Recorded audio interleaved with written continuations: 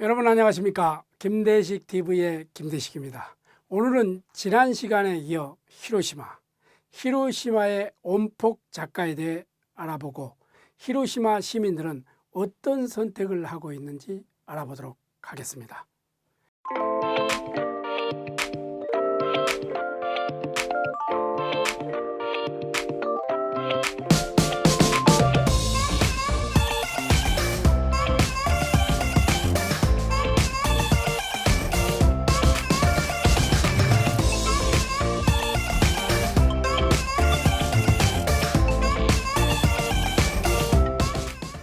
먼저 우리에게 노벨 문학상 수상자로 잘 알려진 오에 겐자부로입니다. 오에 겐자부로는 1935년 1월 31일 일본의 시코쿠의 에이메켄에서 7형제의 세 번째로 태어났습니다. 그가 태어난 마을은 현청 소재지였지만 아주 작은 산촌 부락이었습니다. 시코쿠라는 섬의 산골 마을에 그 어린 시절을 보냈기 때문에 그의 작품에는 아주 외딴 산간 마을이 자주 등장하죠. 작품 속의 마을들이 대부분 사람들이 살고 있지 않는 산간 벽지로 묘사되어 어두운 이미지를 풍기고 있는 것이 아마 오에 겐자부로가 즐겨 만들어낸 허구의 세계로 볼 수 있습니다. 오에 겐자부로가 어린 시절을 보냈던 집은 시코쿠의 에이메현 오세라는 마을의 한복판이었습니다. 주위에는 옛날부터 양측에 그 상점이 몇 집 들어서 있는 곳도 있고 그것을 포위하듯이 약간의 토지를 가진 고물상이 이어지고 그 사이에는 절과 우체국 또는 오세초 등학교의 농협 건물 등이 있습니다. 이 마을의 집들은 모두 300가구가 되지 않는 아담한 조용한 마을이었습니다. 오에 겐자부로의 가문은 할아버지 때까지 무사 집안이었죠. 그 유소년기에는 무사 집안에서 장사를 해 생계를 유지했는데 이 지역 에히메현의 특산물인 삼지 당나무를 팔거나 밤이나 감, 과일 등을 취급하는 중간 상인을 하였습니다. 현재도 오에 겐자부로의 큰형인 오에 쇼타로가 주인으로서 그 자리에서 가게를 하고 있다 하겠습니다. 초등학교 5학년 여름방학 때 폐전을 맞이한 그는 1947년에 오세 중학교에 입학하고 중학교를 졸업하고 1950년에는 에이메 현립 우치코 고등학교에 입학하여 1년간 재학하였으나 그는 같은 시코쿠의 마쓰야마에 있는 마쓰야마 히가시 고등학교로 전학을 갑니다. 마쓰야마 히가시 고등학교는 시코쿠 지방에서는 명문 고등학교였으나 전학 사유는 분명하지 않습니다. 마쓰야마 시내에서 하숙 생활을 시작한 오에 겐자부로는 난생 처음으로 산촌 마을을 탈출하여 마쓰야마로 유학을 간 것입니다.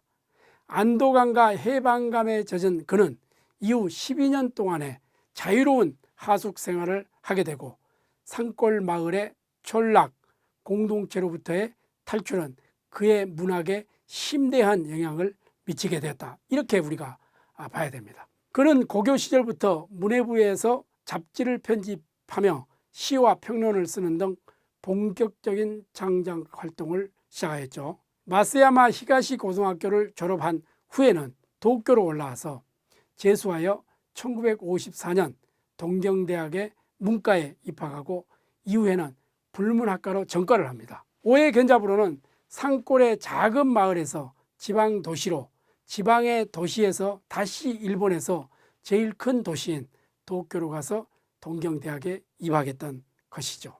그가 다녔던 학교를 살펴보면 그는 학력 중심 사회로 치닫고 있었던 당시의 시대적 추세를 잘 이용하였다 이렇게 생각이 됩니다. 또한 한편으로는 산골 마을에 상속을 받지 못하는 청년이 홀홀단신으로 상경하여 일정한 분야에서 입신 출세하는 전형적인 과정을 걸었다 이렇게 우리가 이해를 해야 되겠죠. 동경대학 불문과 시절에는 프랑스 작가이자 사상가인 사르트르의 작품을 읽고 실존주의의 영향을 받습니다. 재학 중에 동경대학 신문에 투고했던 소설 기묘한 일로 5월제 상을 수상하고 문해지에 소설을 발표하면서 가바타 야스나리의 재등장이라는 평가와 미시마 유키오 이래 가장 미래가 촉망되는 신인이라는 찬사를 받기도 하였습니다. 1958년에는 2차 대전 말기에 포로가 된 흑인 병사와 그에게 식사를 갖다 주는 나라고 하는 마을 소년과의 교류 과정을 그리면서 인간 존재의 원점을 추구했던 문제작품 사육을 발표하였습니다. 이 작품으로 전후 세대의 새로운 작가로 자리를 굳혔고 아쿠다와 상이라는 큰 상을 수상하게 됩니다.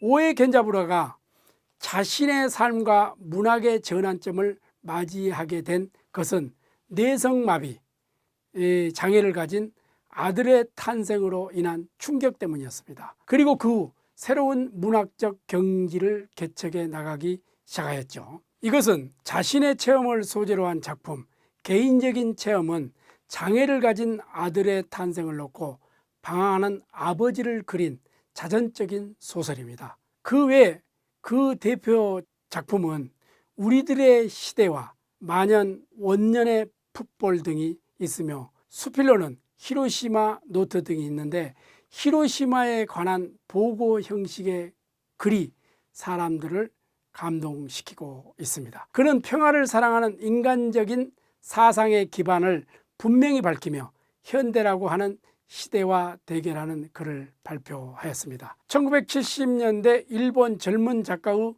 대표로서 모택통을 만났던 오에 겐자부로는 한때 신좌익 사상에 빠져들기도 했습니다. 그는 미일 안보 조약, 자동 연장 반대 데모와 월남전 반대 운동 혹은 전국 학생 공동투쟁 중에 안보 비판 모임에 동참하는 것을 시작으로 솔제니친 석방 요구 성명과 한국 시인 김지아 선생의 석방에 항의하는 단식 투쟁에 참가하기도 했던 인물이죠. 1990년대에 들어오면서 오에 겐자부로는 꾸준히 주목을 받으며 몇 차례 노벨 문학상 후보 작가로 이름이 오리내리다가 마침내 스웨덴의 할리모는 시적인 힘을 통해 삶과 신화를 응축해 오늘날 인간 시면에 자리잡은 불안한 양상을 보여주는 상상의 세계를 창조해낸 공로로 1994년 노벨 문학상 수상자로 선정하였습니다. 노벨상을 받은 후 한국을 첫 방문지로 택했던 오에 겐자부로는 1995년 2월에 한국에서 일본인의 과거 반성은 내 인생의 가장 큰 문제라는 강연을 통해 400년간 제 조상이 살아온 고향에서 도쿄로 나간 사람은 아무도 없습니다. 그만큼 독특한 문화를 갖고 있는 곳이죠. 고향 마을에서 할머니와 어머니가 들려주시던 전설과 신화에 대해 생각하기 시작했습니다. 오키나와와 한국 문화에 대해서도 공부하기 시작했습니다. 도쿄 중심의 가치, 세계와 사고방식은 그들과 전혀 다른 것이었습니다. 특히 오키나와와 한국 문화는 매우 민중적이고 기품이 있습니다.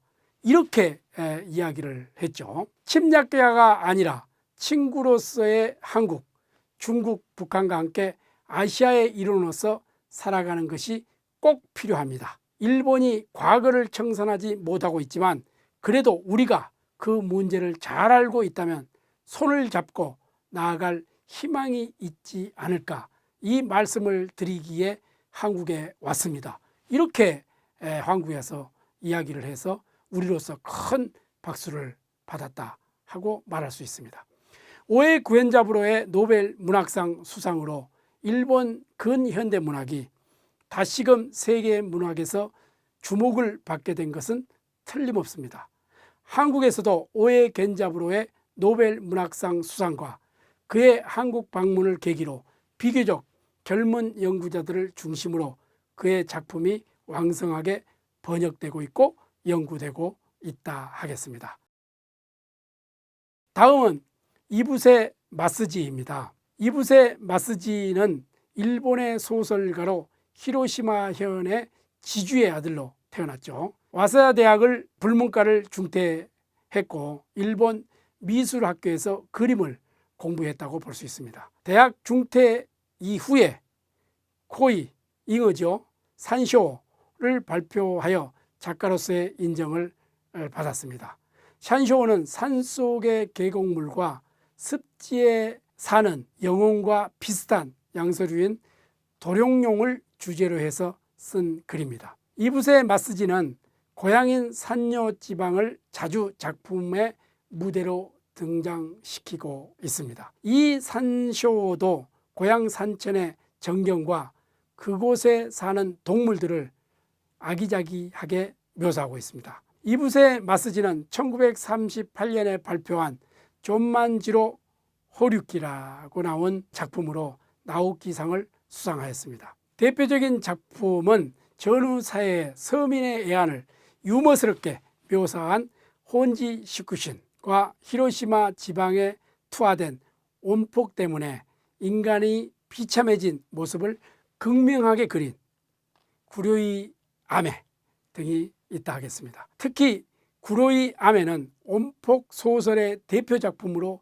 인정받고 있을 뿐만 아니라 전후 문학이 걸작으로 평가받고 있습니다. 이 작품은 온폭 희생자인 주인공 시게마스가 온폭의 현장에 있었다는 이유로 번번이 혼사가 무산되는 조카딸 야스코를 시집 보내기에 자신과 그녀의 일기를 나열해가는 것으로 작품이 시작되죠. 이 작품은 온폭 희생자인 주인공 시게마스가 온폭의 현장에 있었다는 이유로 번번이 그 혼사가 무산되는 조카딸 야스코를 시집 보내기에 자신과 그녀의 일기를 나열해가는 것으로 그 작품이 시작됩니다.